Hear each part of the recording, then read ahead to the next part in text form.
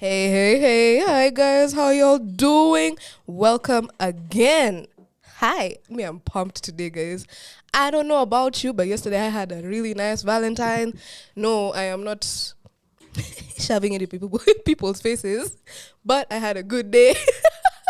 I had a good day, and I'm just pumped for today because I have a guest on my show. You guys have been asking me since January. And it's quite interesting that you guys have actually been asking for these guests. So today I have a guest, and his name is Tony Kibet from The Broken Vows. And the song actually I was playing right now is one of his songs. Can you imagine? Like mental health advocate, singer songwriter. If am I correct? Singer and songwriter. Is it rapper and songwriter? Rapper and songwriter. Yes, he is here with me today, and as you saw on the poster, it's The Broken Vows, a story. So, Tony, tell us. Tell us your name. No, they already know your name, but tell us a little bit about yourself before we go into how The Broken Vows, the YouTube channel and everything. And for those on my live, if you see this lime green jacket, it's one of his hoodies. So, if you want to cop one, at The Broken Vows on Instagram, talk to him. So, tell us, Tony. How did you end up in the mental health space, mental wellness space, actually? Well, drug addiction. Okay. Which by then I didn't even know it was a disease. Oh. Yeah. Okay. Uh-huh. Yeah, for me, it actually started by depression, which was caused by a broken relationship. Yes. And I also didn't know what depression was. Like, when you're growing up, as in up to now, all this happened nikiwa around 17, 18. Yeah. So for those 17, 18 years, ungeniza anything about depression, you wouldn't. Me nilikuwa tu freestyle, know, like life was just okay, Mm-hmm.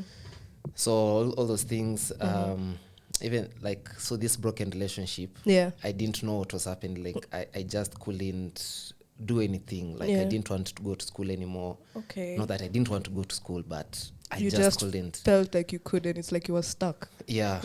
So that's where it all started. Okay, so when did because I know you have like a YouTube channel. So how did that start? When did you decide, okay, my story and other people's stories should be told, and I want to make sure I create that space for it to be told? Well, this is something that comes after 10 years of being through the addiction, being through rehabilitation, and beginning outreach. So Me and Drugs Broke Vows actually is a project that started last year. Okay. And I can say it was birthed from the experience that I was sharing my story. So I was in rehab between September 2012, 19th September to 21st December 2012. So while in rehab, I discovered that talent of writing music. So like even in rehab, my bed in rehab, as in, the wood part. So I'll write lyrics over there. Wow. Yeah, and so some counselors will be like, we hiyo kitanda utaiosha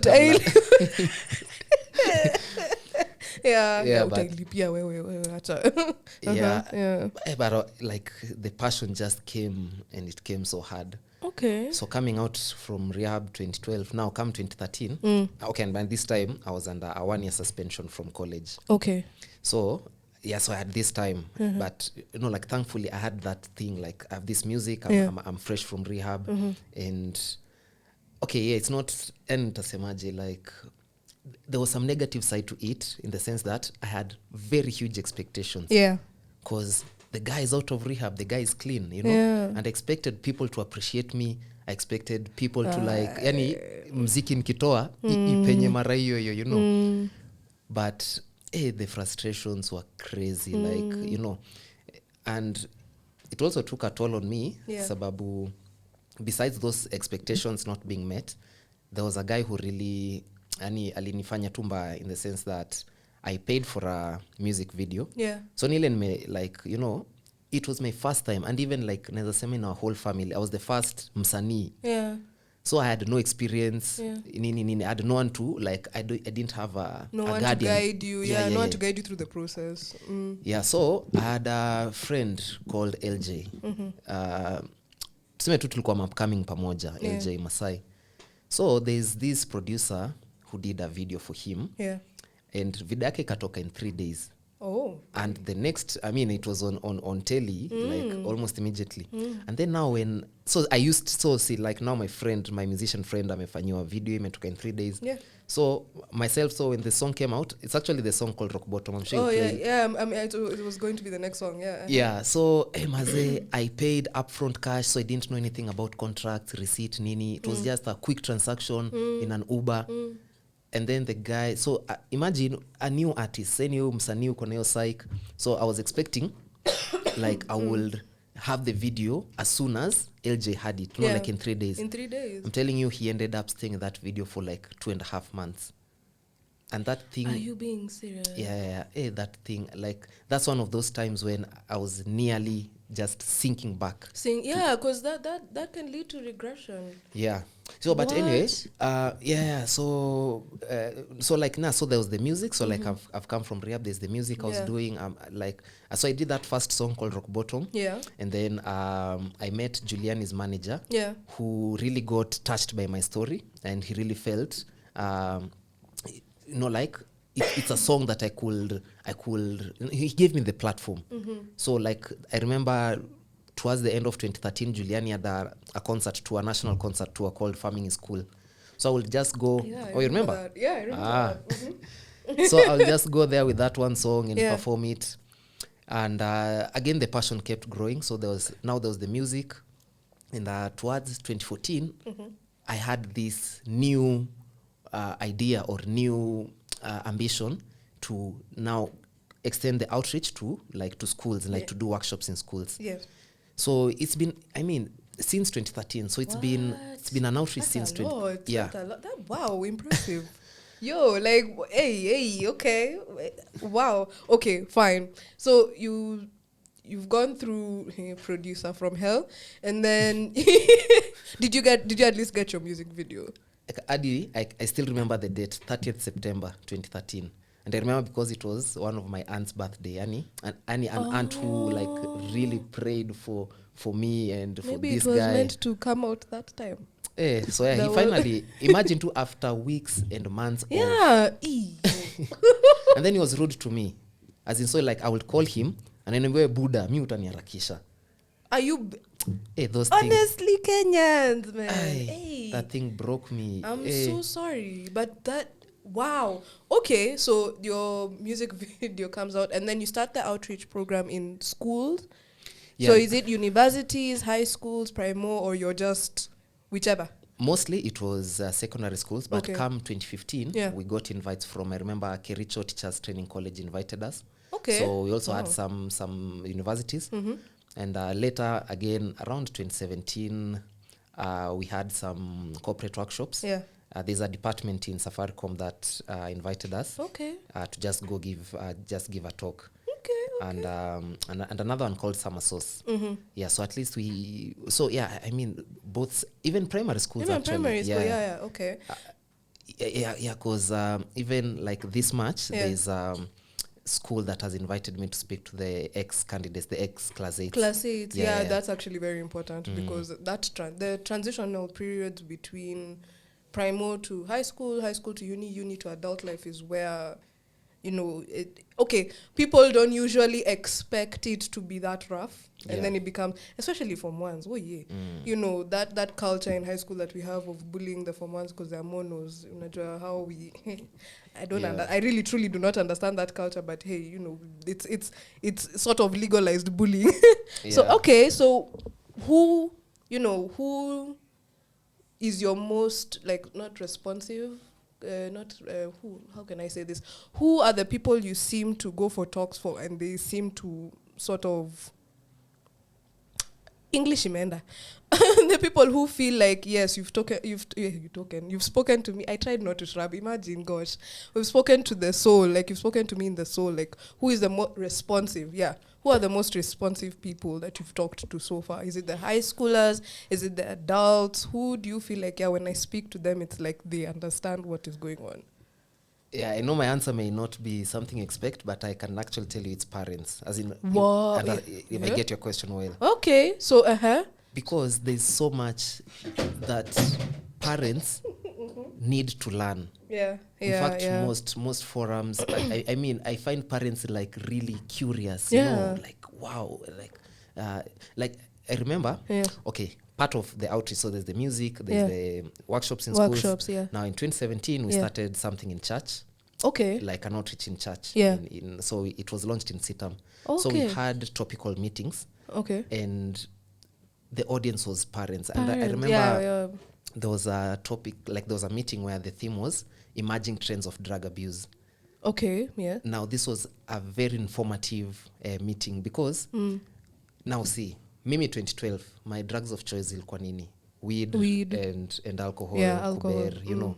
But fast forward 2022, I, as in, even the drugs, unaona watch Breaking Bad? What an example. Yes, I have. Imagine. Yeah. When I was in Daystar, I would hear students saying, maze e drug iko available, you know. Okay, I'm and not trying it's like it becomes like literally the supermarket, like, oh yeah, we have this and this in store for you, so whichever you want. But yeah, it's easily accessible, like more, how can I say, more not dangerous drugs, like we have more access to illegal drugs and harmful drugs now, like it's become like nika unaenda kwa madhewa nini wa vitunguu and you're like, I want those ones, and you get like the accessibility is crazy. So you can actually learn something from a counselor. So those drugs inaitwa class A drugs. Okay. So I actually went and did some research on it. And imagine, so okay, unaona like 10 years later, or okay, that time your meeting ilikuwa around 2018, so it was like a meeting to make them understand saizi, number one, more drugs are accessible. That is true.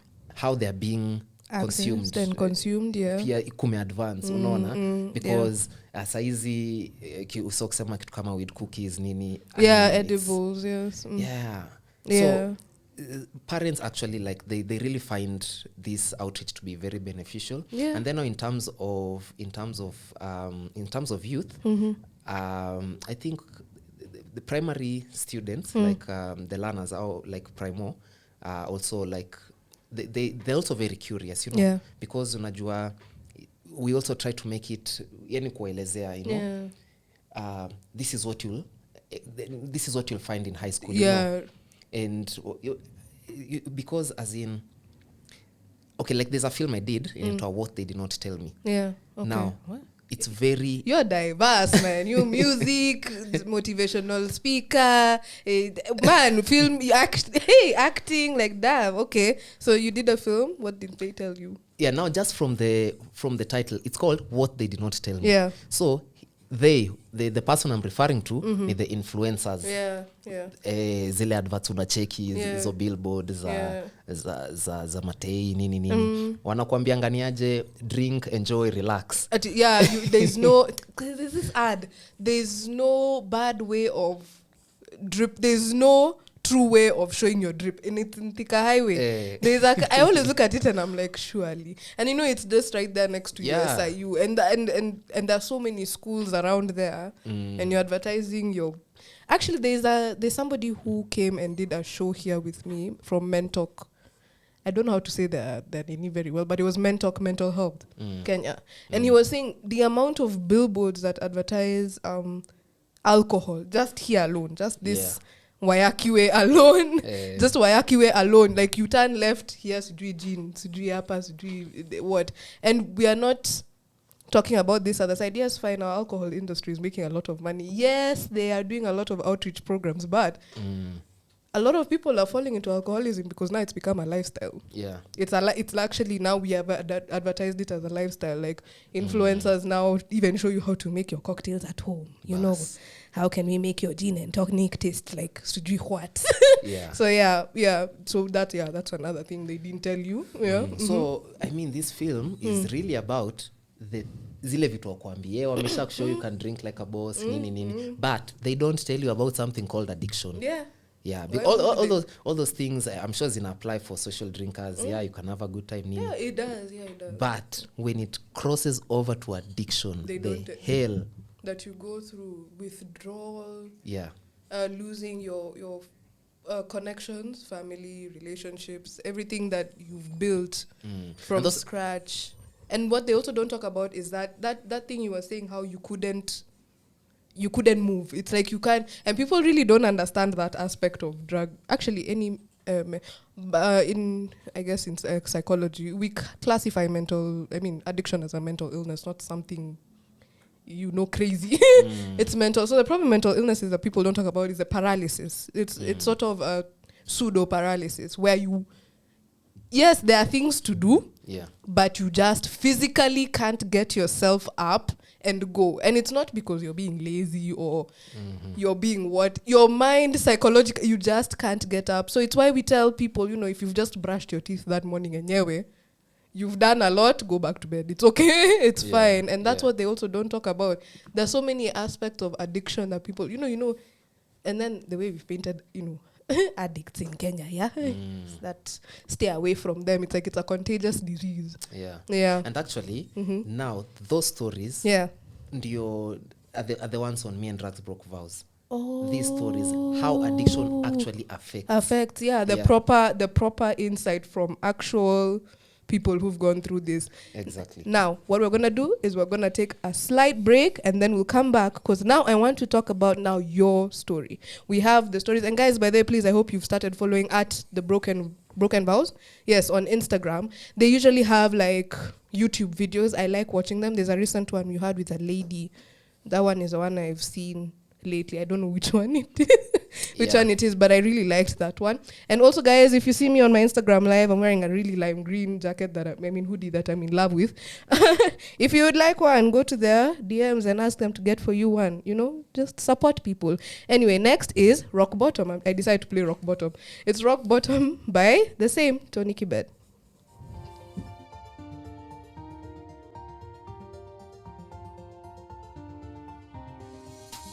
Check out my resume. My past been darker than these tinted shades, but for the grace of God, me and drugs broke out. So I'ma go ahead and make a statement. I lost it when I was 15. Nice me and my big dreams. Told them this is the life I chose. Working hard like my sister Rose. No more worries about my temper.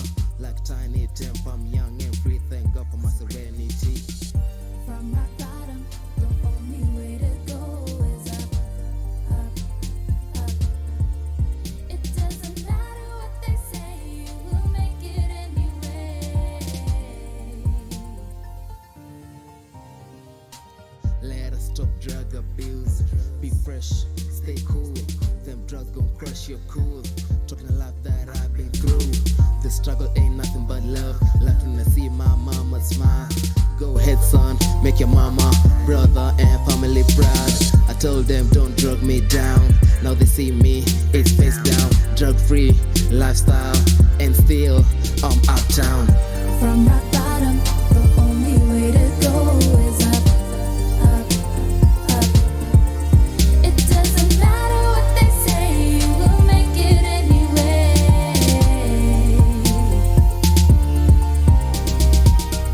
From rock bottom, the only way to go is up, up, up. It doesn't matter what they say, you will make it anyway.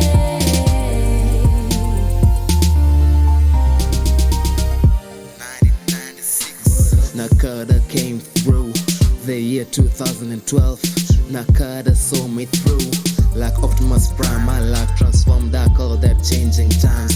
When the blessings come, they be so clear. You can see them in the mirror. Don't judge me, crown me, cause in my heart I am the greatest. This goes out to you, you're the greatest. From rock bottom, the only way to go is up, up, up. It doesn't matter what they say, you will make it anyway.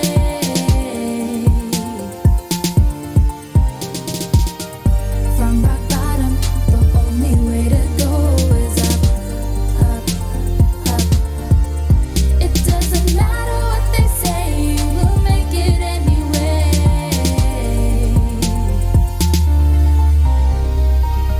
They say life is no Nintendo game, but with acceptance, there's always a second chance. Stay triumphant.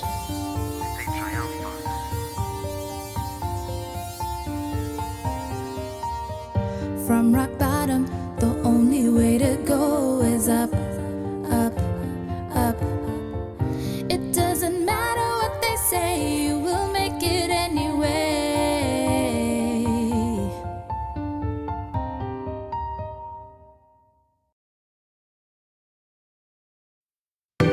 Marks on Hits. Oh yeah, Triumph Ministry. University of Nairobi. Oh na na na na na na. Swag. UON remix. Madawa siyo swaga. Mary Jane siyo swaga. Chop the flavor. Rap ndio saga. Utapoteza rada. Ukivuta mashada. Hizi vitu zitakumada. Drugs siyo swag, my sister brother.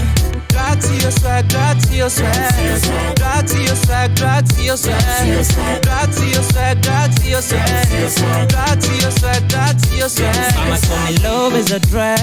I'm overdosing with my feelings. Bila mapenzi najipata kwa stuff. Zinafanya niwe cheesy. I used to find my solace kwa chalice. Mashida tame to an addict. Okay. Hold on, it ain't cool for your life, please know that. You said you have a reason, do you mean to go to prison? Cause mama got a spirit, please don't kill that. Your papa going hard, I hope you see that. I tell you drugs ain't cool, never get through. Drugs to your swag, drugs to your swag. Drugs to your swag, drugs to your swag. Drugs to your swag, drugs to your swag. Drugs to your swag. Utapoteza rada, ukivuta mashada. Hizi vitu zitakumada. Drugs siyo swag, my sister brother. Burn up potency to the fire force. If we lose the ability, we go and apply force. No rap with river cause you temper with the sauce. In the Kenya get up a kush nyama sauce. In love with the beat, come and that's the Ramos. Vijana msipop to my pills. Kodin na mazani zina kill. Unacheki feki gavando mapedi. Saremba dre ama brother utadedi. Drugs to your swag, drugs to your swag. Drugs to your swag, drugs to your swag. Drugs to your swag, drugs to your swag. Drugs to your swag, drugs to your swag. Utapoteza rada, ukivuta mashada. Hizi vitu zitakumada. Drugs siyo swag, my sister brother. Easy to bet. Drug addict in recovery. Nilikonka addiction 6 years clean. Niko sober, niko happy, nisikize. You can triumph over drugs. So all you need is some rehab, get over it. You can recapabilitate your life just like an app. Go towards soberness. Pop, pop, pop, pop. Drugs to your swag, drugs to your swag. Drugs to your swag, drugs to your swag. Drugs to your swag, drugs to your swag. Drugs to your swag, drugs to your swag. You wanna put a weed in a letter mellowness, bruh. There's so many ways to get happiness. Must give your life to Jesus to receive His holiness and shout, drugs to your swag, drugs to your swag. You've been waiting on that time. Remember, beyond the midnight there is morning. Here's a remix for you. Triumph music on the clock. Lego. Enter. Still a G. Greatest in my heart, in fact. Let me tell you what. I take a man and stand it to a plus. Do the math. My dreams, they hold in greatness. I'm talking excellence. This little light of mine, I'ma let it shine. They tryna steal my shine, but I'ma keep it real. Throwing in the towel, it's not an option. I tell you, boy,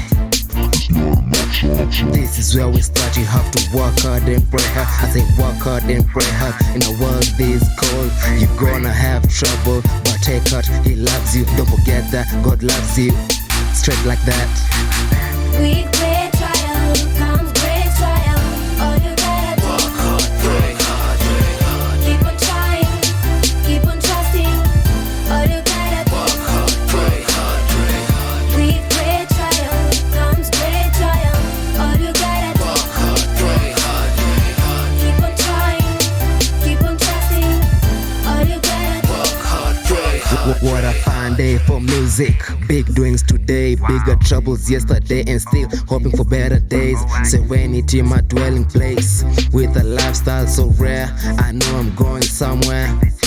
They cool, they taking chill pills. I'm cool, my God, it's a big deal. I still keep the triple D's. Please don't drag me down. I wanna be an inspiration. So homeboy, have a listen. I've been through a lot of suffering that I had to check into rehab just to keep in check.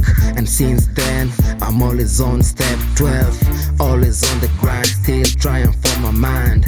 Always on the grind, still trying for my mind. With great triumph comes great triumph. All you gotta do, Work hard, pray hard, pray hard. keep on trying, keep on trusting. All you gotta do, Work hard, pray hard, pray hard. with great triumph comes great triumph. All you gotta do, Work hard, pray hard, pray hard. keep on trying, keep on trusting. All you gotta do, Work hard, pray hard, pray hard. with great triumph comes great triumph. All you gotta do, Work hard, pray hard, pray hard. keep on trying, keep on trusting. All you gotta do, Work hard, pray hard, pray hard. with great triumph comes great triumph. All you gotta do, Work hard, pray hard, pray hard. keep on trying, keep on trusting. All you gotta do. Work hard, pray hard, pray hard. Work hard, pray hard, pray hard. Work hard, pray hard, pray hard. Work hard, pray hard, pray hard. Work hard, pray hard, pray hard.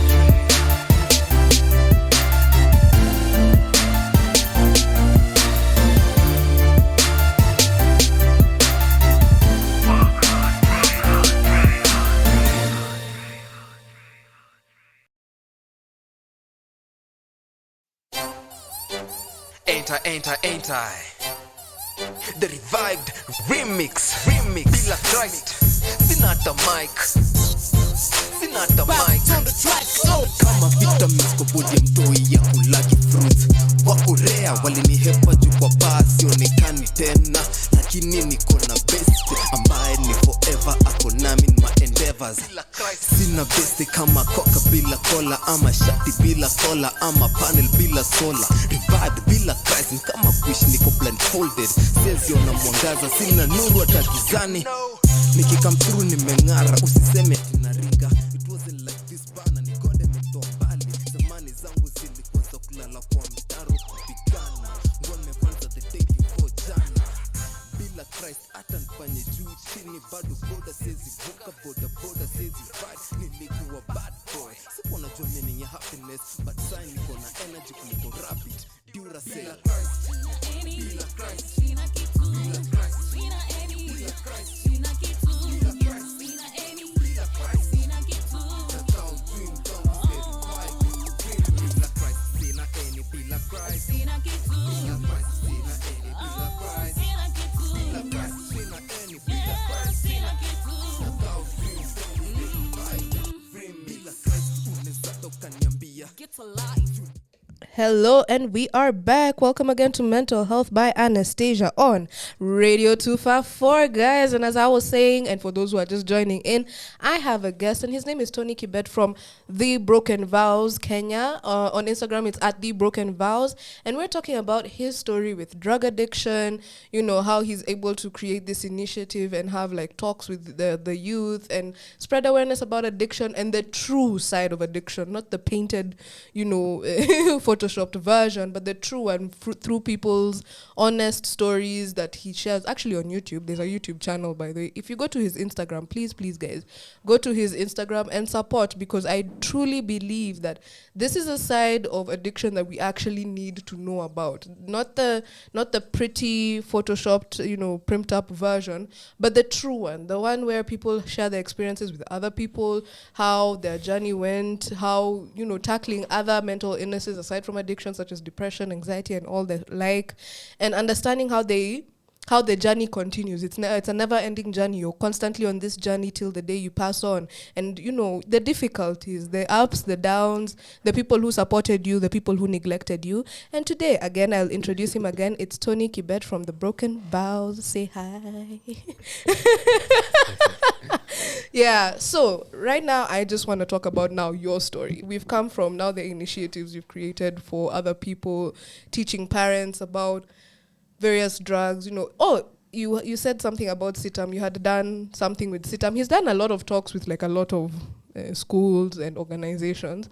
Now, I just want to listen to your story. Nataka kusikia, you know, how was it? Like, how did you know at some, you know, you had said at the beginning you didn't know anything about depression. Of course, surely then I don't even think there was a way for you to know that you were depressed. But how did you know, like, yeah, this is drug addiction and I need help? How did you know? What was like that telltale sign?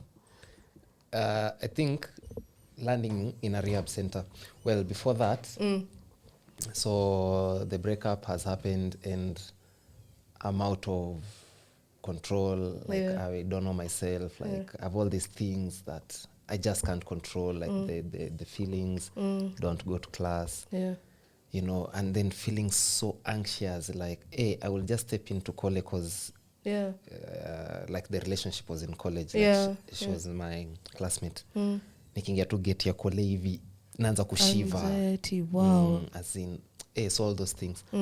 Now, the school nurse was very supportive. Oh. Very supportive. So she's the one who referred me to a psychologist.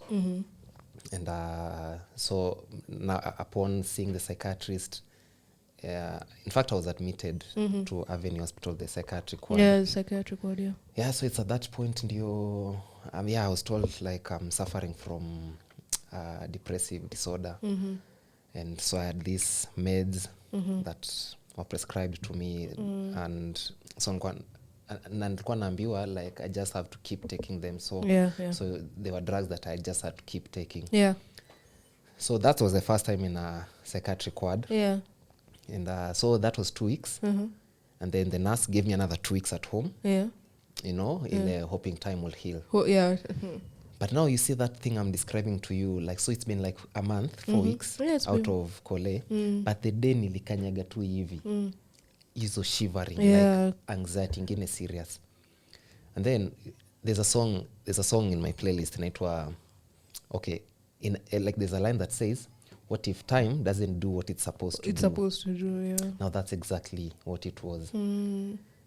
So I'm back to Kole, and Siati didn't want, as in Siati, I had nowhere in my mind about quitting school. I knew I had to be in class. Yeah, you have to be in class. You need to get your education, but you can't. But I just can't. You just can't. Yeah.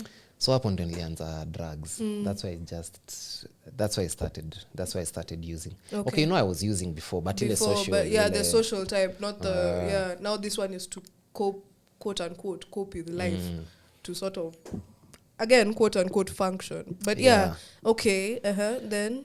So, kafika tu ile point yenye my classmates. Okay, so you know what happened?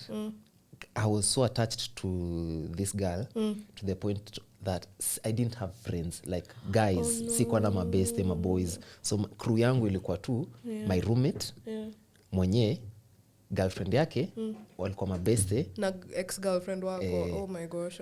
So and then sasa ikakuwa ile design yenye, so my roommate sasa si dem yake bado anakamingi kumcheki kwa room, unaona. Sasa again hiyo ikawa inani affect too, like everything is just, you're always coming across the trigger everywhere you are. Kila pali there's something to trigger you or to remind you of what you're going through. So it was such a lonely time. No jue hiyo Kole nilikuwa nimeingia na psych fulani. Si uliona hizi tats kabla tu kamonea kwa kushare story yangu, yani nilikuwa tu ule msee, yani ule msee tu fulani, a cool kid fulani tu Kole, unaona. But then sasa my only friend, yani, so to speak, sasa dem yangu, it's no more. And then bado kuna ile gangster points inashuka ile design. Huyu jamaa, you know, like, so unajua reputation yake ilikuwa mchanga. Sasa mchanga ndio ilikuwa nickname yangu. But sasa ni ati sasa umse aliachwa na dem yake. So it was my it was such a no, okay, and you know I was young. It by the way, it matters. It's very let me tell you something. It doesn't matter what age you're in. If something you're going through is serious to you, it is serious, full stop. Yeah, so so ikapen hivyo tu ndio nikaanza like kuindulge ile more than normal or more than regular. The regular, yeah. And then now 2011, yeah, mafresha wengine wakaingia. Sasa mimi niliingia kule 2010. Yeah. So 2011 same month around September October, yeah, a new intake ikaingia. So now mafresha sasa now mimi nishakuwa second year. So freshers kuna ile admiration fulani, unaona jamaa wa matats nini, yani mse wa form yani. yeah. So hapo ndio nikapata new friends. Yeah. But then these new friends, the only way I could sustain that friendship, the only way I could remain relevant was calling the shots. As in ile mse wa kutoa form. Oh, Yeah. okay. Ile, you know, because one mafresha, they're like, we tutole form. Yeah, yeah. So ikapen sasa, okay, labda ile pocket money nilikuwa nayo was enough for myself, unaona, stock yangu tu mimi kivyangu. But sasa uko na rende ya mtu kaa 5 hivi. Na ndio ulewesha wote nao hiyo pocket money ingetosha. Yeah. So ndio character defects zikaanza tu, you know, zile za stealing and not stealing from people, like I can't say really. Okay, and I'm actually speaking that on behalf of so many addicts. Rarely will you find, because yani muju addict seems mbaya. It's just no, that they're not. anyone adaitua finance ile stuff. They Yani, need to finance the dopamine hit that comes with taking the drugs. Because drugs are expensive. You need to find a financial sort of, you know, source to get, to fund it. So for me mazee ilikuwa tu mtaani. So I would pick those things and pick tu my electronics tu fulani. Zile zenye zitumikangi sana, toaster, sijui nini, an old TV nini. So I would take those, go sell. Yeah. And of course you see these things again now. This is why now it becomes a family disease, unaona? Yeah, okay. Because unachukua property ya maparo wako, you know, stuff kama hizo. So ikaendelea hivyo, as in I'm stealing stuff from home, and house help wetu ndio anaonekana ndio ndio anaiba. Yeah, what will happen? Sasa mimi niko collab my hostel. Sasa ningecall boy wangu anaitwa Timo. Na tulikuwa tunachafua naye, sasa ilikuwa ni T-squared team na Tony. So mimi na hala tu Timo na mulizaniaje ndai ya paro iko mtani. Lakini shozi najua rada safi, naendia home, I pick something like nenda chukua kitu, I go sell. So now it started affecting my family in that regard. And then back in college nikaanza tu kuingia ngori tu, unaona, because I mean emptiness, it's like every day you're just waking up empty. As a new emptiness ni kama tu ndo inakuwa deeper and deeper, you know. So ikafika tu point like, you know, at some school rules, simple rules zenye zimekuwa hapo even before you came, like dining hall uingie na kofia, mimi naingia kama nimesag na unaona, yani urui tu fulani. So just pia koleni kaanza kukuwa na that kind of friction with the administration nini. And my mom was a staff of the college. Okay. So some of these things nilikuwa naponea. You know, as in ile love ya mzazi tu, should go speak to like the dean or something, ile maze msamehei, you know. But sasa iliendelea hivi mpaka now the final point, which I usually can say was the rock bottom, being suspended from college. Because now it just happened on a fateful day. Tulishikwa tukismoke weed kwa balcony, as in within the school. Okay. But this was after so many incidents nimesamehewa. Sasa hii this one they were like, no, this is enough. And so I was given a 1-year suspension. And that just crushed me, because by this time now I'm hurting my family excessively, you know. Even like my mom aka develop blood pressure during that time, you know. And it was just hell, you know. So sana imagine narudi kwa hii hao wenye already I'm feeling like the black sheep, you know. And then another thing, same way I didn't understand addiction, my parents also didn't, my whole family didn't understand. In fact, there's a short clip I did still it was a promo clip for one of those meetings zenye zilikuwa church. Addiction as a family disease. So I was just trying, actually that clip I just portrayed what happened in my case. Yeah. And in many families in that for that sake. So fathers, for example, as in, you know, men are not, most times they're not that emotional, they're not sentimental, you know. That's not, yeah. So in that clip, so nilikuwa na ako zile za nimekuwa nkilipa fees, this guy has not been going to school, you know. Haya, and then the big bro is like, wewe huwezi kunywa chupa 2 kama mtu wa kawaida na urudi home. You're getting? So even in my case naweza sema something similar, like my bro didn't understand, because I remember I used to drink akiwa high school. Okay. And I was there for him. I would nurse his hangovers, you know. Yeah. As in I would be there for him ile kumwangalilia rada kapa roa medozi. Yeah. But after Form 4 he just quit. Yeah, okay.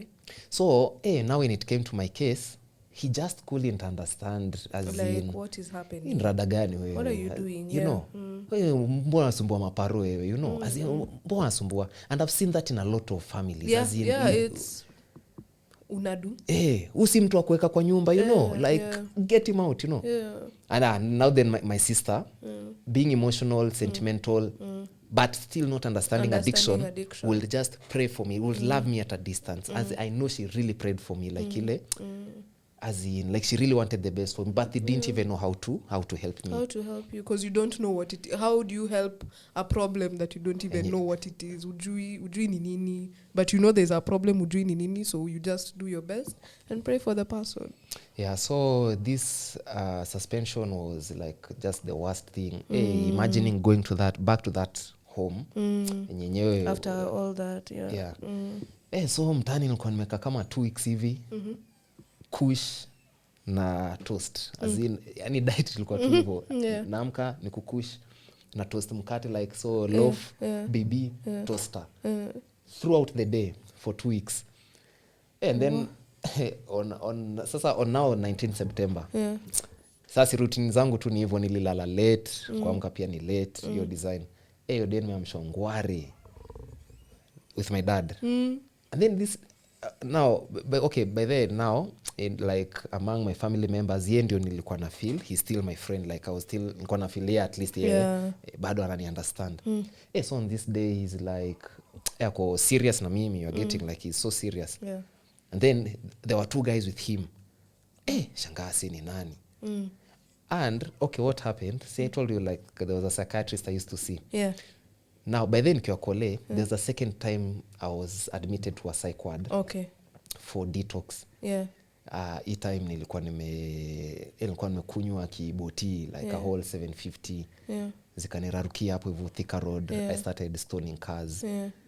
And then it happened. So the first vehicle just sped off. The second vehicle happened to be a PSV. Sasa PSV unafikiria ati speed off. Walinikujia na nikapigwa mob hapo hivyo. So ilikuwa tu kesi ingine ngori sana, because so the stone ama the rock ili vunja diro hiyo mat ikaumiza msee. My gosh. Msee sasa hizo day mimi sijui, lakini ngori mtu ajuanga ngori sasa. Inaitwa P3 form kitu kama hiyo, like so msee akachukua P3. I didn't know what that was, but I just knew it's bad news, unaona. Fingerprints zikachukuliwa. So alafu another characteristic ya addict, lying.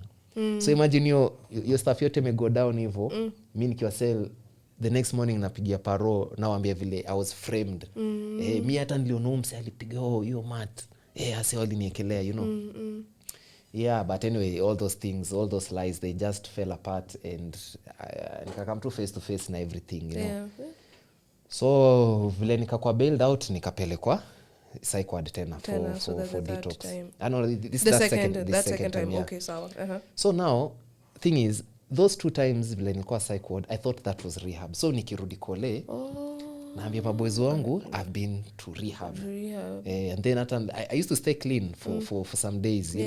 Nimekuwa rehab baze. But then sasa I go back to the addiction.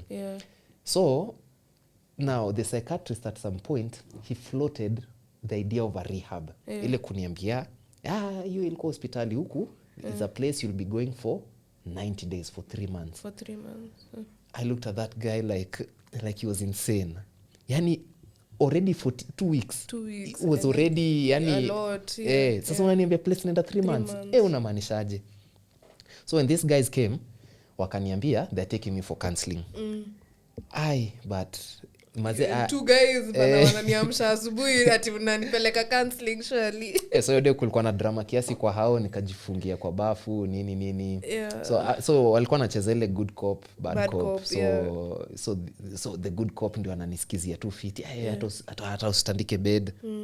Tunarudi tu sai. Tunaenda tu hapa Muthaiga. Narudi tu sai.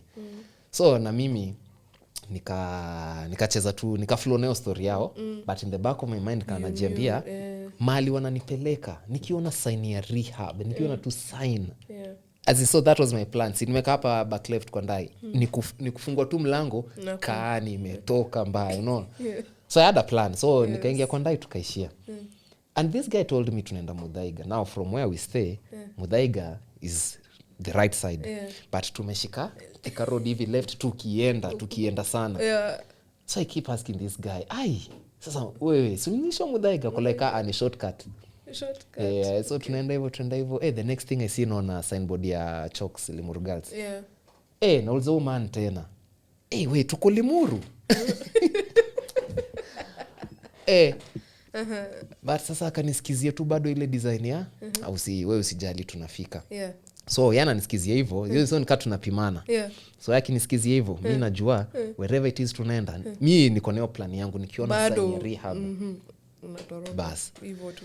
So tumeenda and then so tukafika kwa hiyo gate and mimi nikiangalia surroundings sio ni normal and I'm just looks like a cool place. As in so si nikasema tu ni sawa.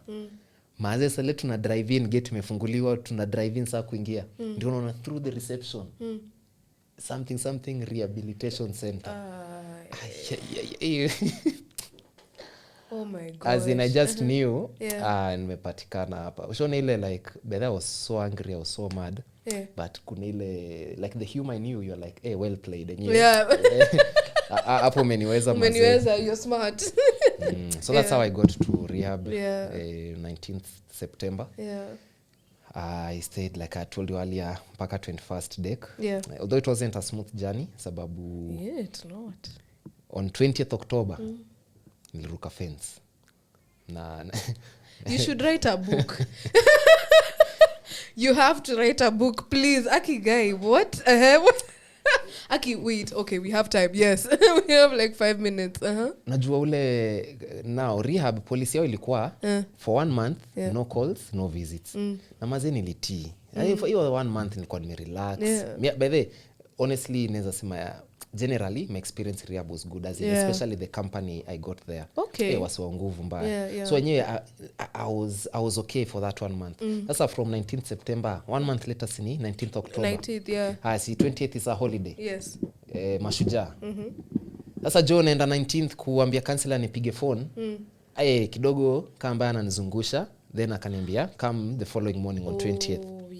And then on 20th I go sasa akaniambia live I'm not giving you are not ready.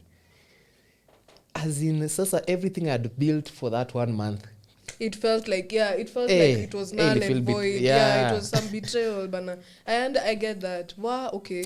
And then by then rehab I met a former schoolmate. Boy tulikuwa naye chuo moja. Na sasa rehab pia akakuwa best yangu mbaya anaitwa Bobby. Mimi nikaenda nikachocha Bobby hii place ni udu we tuishie. So tukapack vitu zetu poa nini we didn't have money but mimi nilikuwa nimeconvince Bobby we tutafika nayo we usitense somehow. So tukaruka fence but mazili tukata as in you know what happened okay like the rehab it had a big compound so uko mwisho like there was another gate far down the compound and then there was a tree a lugwat some avocado kitu hiyo so plan yetu tulienda hapo tukajifanya tu ni malugwats tunacheki nini and then mara nyingine sasa ki prison break yani and then it's like either someone snitched on us ama tu huyo soja really to check like huyo soja And then the guy was huge. Na sauti yake pia ilikuwa huge. So you can imagine that guy from far down there. Akakuwa tu zile za nyinyi. Unasikia kama ashafika. So unaimagine kupanda hiyo gate with all that panic. Mazee nguo ziliraruka, viatu zikararuka. So imagine, yes, tulimanage kuruka, but we are bleeding. Nguo zimeraruka nini. And then, so that place in Limuru, as in, yani, nitasemaje, like even the homes that are there, ni yani private property, unapata hata ni wazungu wanastay huko. So unajua hata, okay, eventually tulishikwa man. Tulishikwa mazee. Man, there was nowhere to run. There was nowhere to go. Sasa tukaenda tukajificha kwa compound ya. Tukaenda tukajificha kwa compound tu ya hao fulani. So the cooks are the ones who ran after us. So wanatushika sasa hizo wako like, unajua the us wanaishi kwa hizi mahao ni wase hata wako ni licensed gun owners.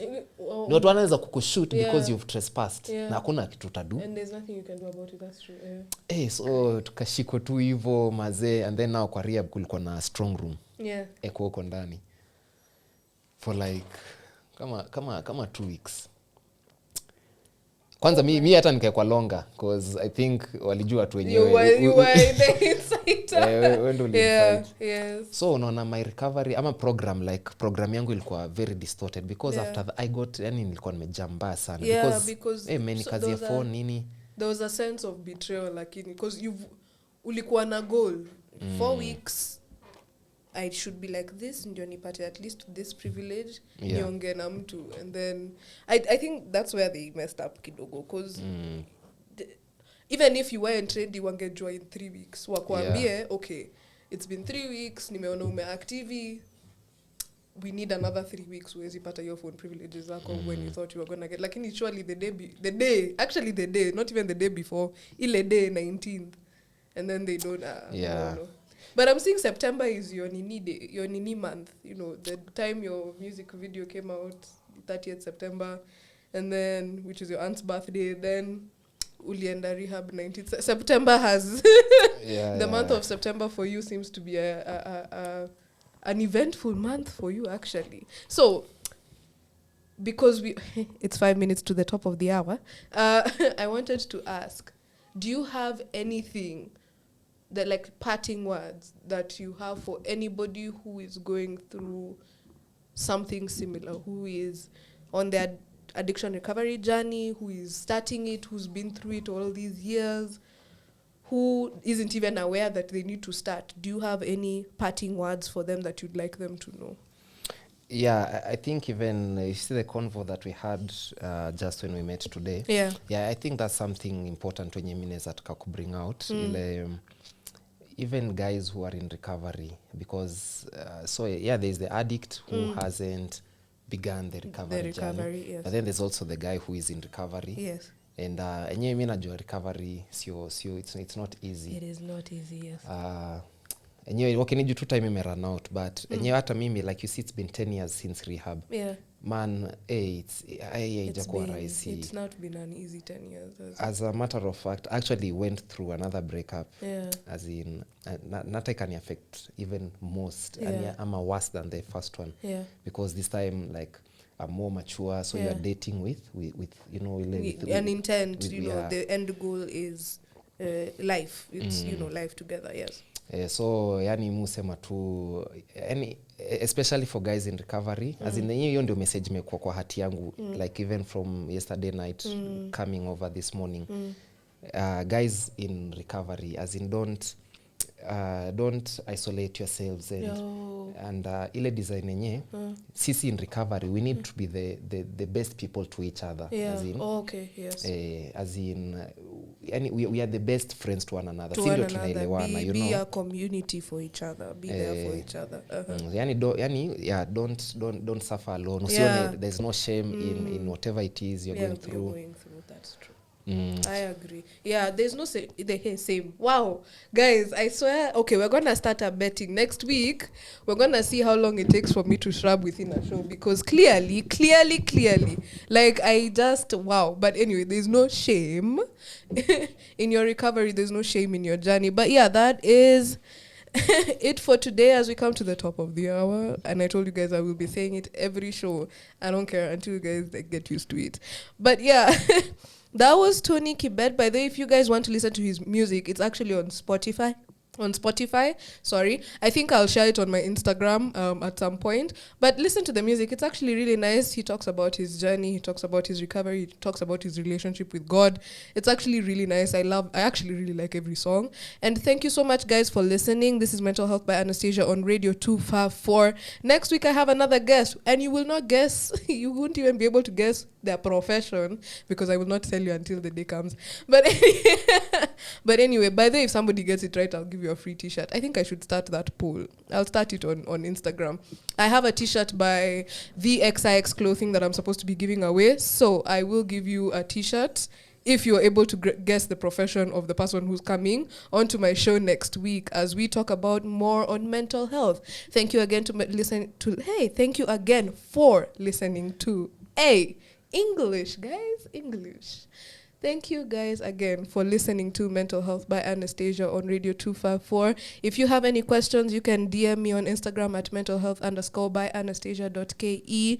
Thank you so much, Tony, for coming onto my show. Hopefully we'll have more collaborations because I still really want to listen to this. Addiction is still a vast topic, just like the suicide topic I had talked about last year. So I'd really like to do this collaboration one more time this year, hopefully.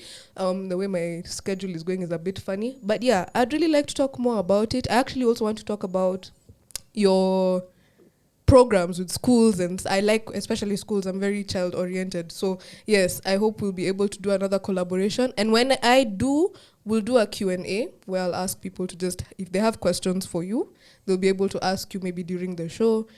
And then we'll have a good time. At least we'll have more time to cover more things. But anyway, thank you again, Tony, so much. And guys, as he said, you're not alone. Yeah? So please, please, please, please, make sure you're talking to somebody and make sure you're talking about it. Find people going through the same thing, something similar. Talk to them. It's all about the togetherness in this journey. It's all about finding somebody who is in the same space as you, who can help you or can just be the shoulder for you to lean on. A problem shared is a problem half solved. Thank you again for listening to Mental Health by Annastasia.ke. See you next week.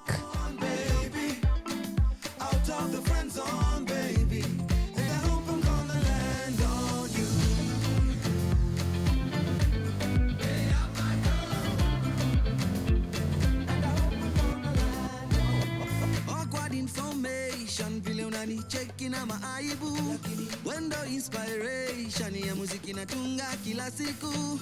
Mentally frustration, nimezificha hisia zangu. Sexual tension, baby give me your body. Cause I'm so deep pussy, and you're so in my head. Najaribu sana not to lose my friend. Jumping off the friend zone, baby. Out of the friend zone, baby. And I got no parachute. Jumping off the friend zone, baby. Out of the friend zone, baby. And I hope I'm gonna land on you. Hey, I'm my girl. And I hope I'm gonna land on you. Hey, I'm my girl. And I hope I'm gonna land. Kuna mambo nashindwa ficha mama. Kuna mambo nashindwa ficha my lover. I just can't take it no more, no more, no more. I just can't take it no more, no more, no more. Maniga wangu nishikilie, timafisi nishikilie. Kuna vile amenimaliza, munapoteza memba. Haibane munishikilie, timafisi nishikilie. Kuna vile amenimaliza, munapoteza memba. East Africa down forever, rebel down the west side.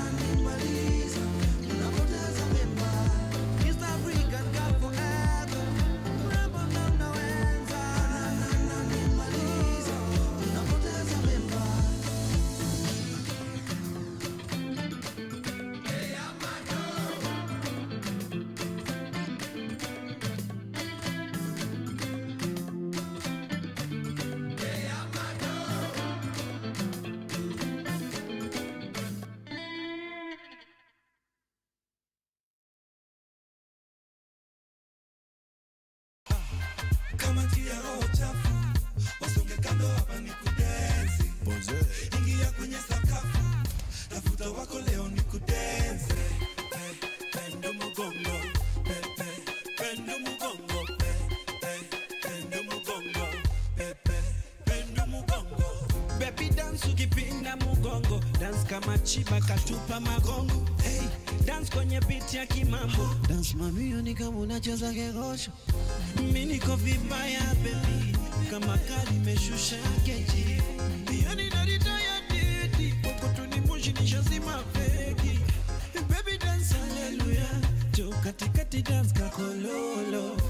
Hiyo kote kama ua, leo ilipo zote zongwa na tesa. Kama tia roho chafu, yeah. Kando hapa ni kudensi. Ingia kwenye sakafu,